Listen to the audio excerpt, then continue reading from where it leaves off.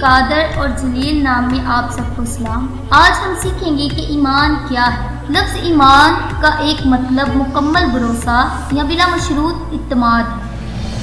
اب ہم بائبل میں سے دیکھیں گے کہ بائبل ہمیں ایمان کے بارے میں کیا سکھاتی ہے۔ غلطیوں 2 باب اور اس کی 20ویں آیت میں پڑھا جائے تو اس میں لکھا ہے، یہ ضروری ہے کیونکہ ہمیں بتایا جاتا ہے کہ ہمیں ایمان میں چلنا چاہیے۔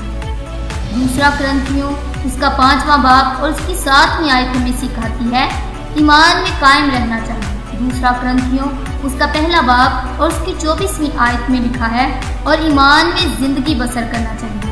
1 یوحنا اس کا 5واں باب اور اس کی 4 آیت میں لکھا ہے اور ہم ایمان سے شفا پا سکتے ہیں۔ متی کی انجیل اس کا 9واں باب اور اس کی 22ویں آیت، لوکا کی انجیل اس کا 17واں باب اس کی 19ویں آیت، ان میں پڑھا جائے تو اس میں لکھا ہے ایمان پہاڑوں کو اپنی جگہ سے سرکا سکتا ہے۔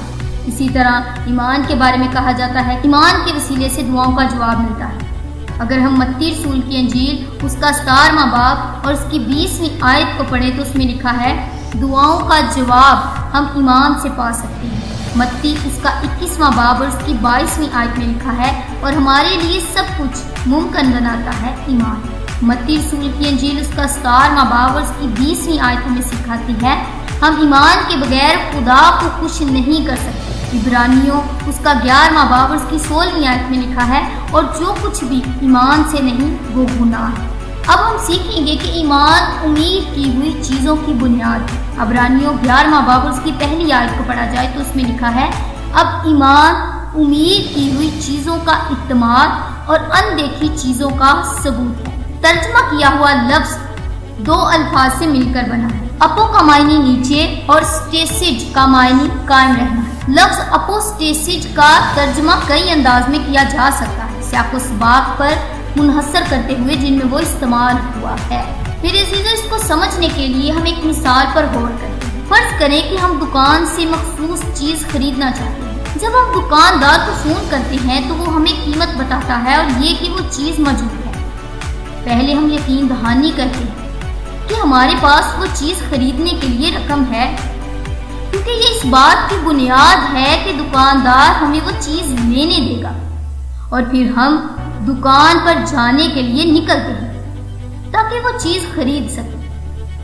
جب تک ہمارے پاس رقم ہے جو کہ دکاندار سے تبادلے کی بنیاد ہے، ہم پوری اعتماد ہوتے ہیں کہ وہ چیز جلد ہماری ہوگی۔ در حقیقت جب تک ہمارے پاس رقم ہے یہ ہمارے لیے بہتر ہے، لیکن جب ہم رقم کھو بیٹھتے ہیں یا راستے میں ہم سے چوری ہو جاتی ہے، کیا دکاندار ہمیں وہ چیز لینے دے گا؟ جی نہیں، کیونکہ ہم نے تبادلے کی بنیاد کھو دی اور ہم وہ چیز نہیں خرید پائیں گے۔ ہمیں کسی حد تک چیز خریدنے کے لیے زیادہ رقم درکار ہوگی یا اس کے بغیر گزارا کرنا ہوگا۔ بہرحال اگر ہم دکان پر اپنے پاس رقم محفوظ رکھتے ہوئے پہنچتے ہیں تو پھر چیز کے لیے رقم کا تبادلہ کر سکتے ہیں، اور جس کی ہم امید کر رہے تھے وہ چیز اب ہماری بن جائے گی۔ اب اس کا موازنہ نجات کے ساتھ کریں۔ ہمارا ایمان رقم کی بنیاد ہے، یہ ہماری نجات پانے کے لیے بنیاد ہے، اور نجات اس چیز کی مانند ہے جو ہم خریدنا چاہتے ہیں۔ حقیقت کے نجات ابھی بھی حقیقی معنوں میں مستقبل میں ہے، اسے کتاب مقدس کے کئی حوالوں نے دیا ہے۔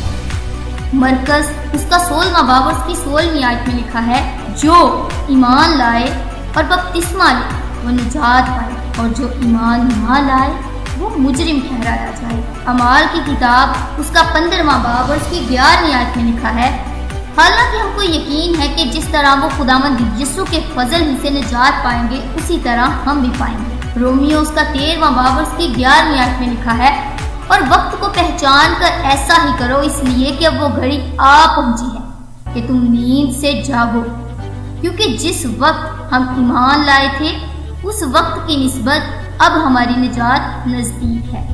1 پطرس اس کا 1 باب اور اس کی 9ویں آیت میں لکھا ہے اور اپنے ایمان کا مقصد یعنی روحوں کی نجات حاصل کرتے ہیں۔ جب ہم ایماندار بنتے ہیں خدا ہمیں ایمان کا پیمانہ دیتا ہے ہماری نجات کے لیے، لیکن ہمیں اس ایمان کو قائم رکھنے کی ضرورت ہے، کیونکہ اگر ہم کھو بیٹھتے ہیں بالکل جس طرح ہم رقم کھو بیٹھتے ہیں تو ہم کچھ حاصل نہ کر پائیں گے۔ ہم اپنے ایمان سے آخر تک قائم رہتے ہیں تو ہم حقیقی معنوں میں نجات پائیں گے، جب ہم یسوع کی آمد ثانی پر مردوں میں سے جی اٹھیں گے۔